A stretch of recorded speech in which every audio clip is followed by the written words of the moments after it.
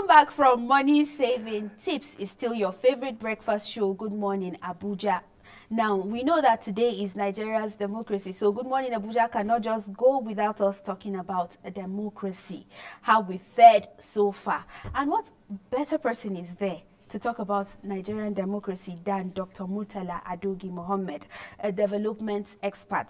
He's the founder, executive director, System, Strategy and Policy Lab. Good to have you on Good Morning Abuja, Dr. Murtala Adogi Mohammed. Good morning, and I'm happy to be here. Yes. And happy Democracy Day. Yes. Thank you. Happy Democracy Day to everyone, every Nigerian. Now, can you describe the evolution of Nigeria? We seem to have had a seamless, we seem to have had enjoyed democracy since 99 till this time. Can you give us an overview? Thank you so much for the opportunity to be here and discuss Democracy Day in Nigeria. I think so far so good. When we look at some African countries, most especially our neighbors, just like Cameroon, I think their president has been there for over 40 years. 40? Yes, over 40 years as a president. And even at a point, he stopped election at their state level. You now have the power to appoint governors, just like a military, and it's a democracy that brought him to power. So we should appreciate Nigeria. We should appreciate our system. It's gradually working. Okay. From 1999 today, we had Obasanjo, and after Obasanjo, we had Yaradua. He had health challenges, and Jonathan took over. And after Jonathan, we had Buhari for 8 years. The transition is smooth. And now we had the newly elected President Bola Ahmed Tinubu. So I think that so far so good. Even at the state level, we're having a fantastic and seamless transition. Yes. So we can say democracy is working. But the question that we need to ask further is that, is democracy working for the poor? So far, democracy is working, but is it really working for the poor? For the poor. Yeah, so it's working, and we're having a good transition. We're having a lot of inter-party challenges, election challenges. We have seen the role of judiciary, how judiciaries are playing a significant role. The last election in Imo State, we had a governor that took over. As a result of the case, he won at the Supreme Court. We had the same thing in Zamfara. We have so many state governors that lost their case at the Supreme Court. So it shows democracy is working, judiciary is working, National Assembly is also working, coming up with a lot of laws. The removal of subsidy passed through them. They went through the legislature, they reviewed the constitutions, they come up with the law that has to do with the young people can contest for an elective office at certain age. We have not seen that before. We have a cashless policy that makes a lot of transactions now to be digitally done. So I think so far so good. The legislatures are doing their best in formulating the law that would support Nigerian economy to grow. Judiciary are also doing their best to ensure that there's a credible election pass-through process and procedure that have been put together in the Electoral Act and also in the Constitution.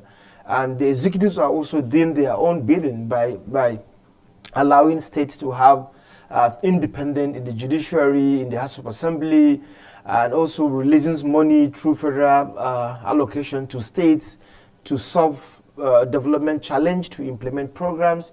So far, so good. In the past, women and young people have been underrepresented in the Nigerian politics. How is this changing? Because I know it is changing gradually. Highlight more on how this is changing and what can be done to encourage greater participation of this group, women and young adults. Yeah, you see, the participation of women and young people, there's things that at times we mistake it for one another. Okay. They participate in politics. The women and youth participate in politics. They do more of the voting. Women and you do more of the voting. But we do not want to be there. Yeah. So what I'm saying is that they participate in politics. But the question we need to ask is that, did they participate in governance? Because there's a difference between politics and governance. Yes, they participate in politics, campaign, rally, going everywhere.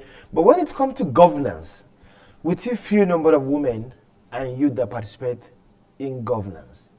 So what we want to see moving forward is to increase the number of these youth that we participate in governance and increase the number of women that also participate in governance. But how are we going to do it is the most important thing. It's not about just doing it, but the how. Why I'm saying this is that previously in the past government, we would see some few young people, some few women in government, but how did we select them? How did we select them? So we should be able to select women and young people that have the capacity, the leadership degree, the competency, the experience, the skills to deliver governance result, to deliver reform, and to institutionalize these reforms. So it's something to get the young people and women into the government, and it's another thing to ask, did they have the capacity and the requisite skills and experience to deliver? So we need to begin to go deeper. It's not all about recruiting women and youth into the government, but what kind of women and youth are we recruiting into the government? Is it those for political patronage, or is it just for political compensation? We should go beyond that.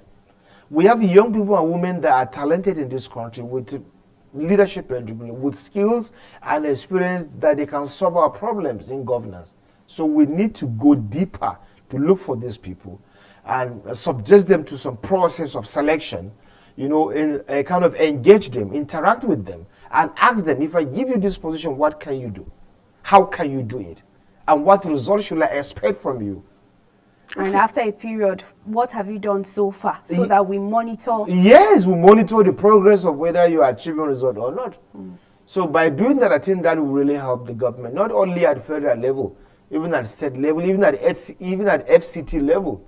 We have parastatals, we have MDAs, we have agencies.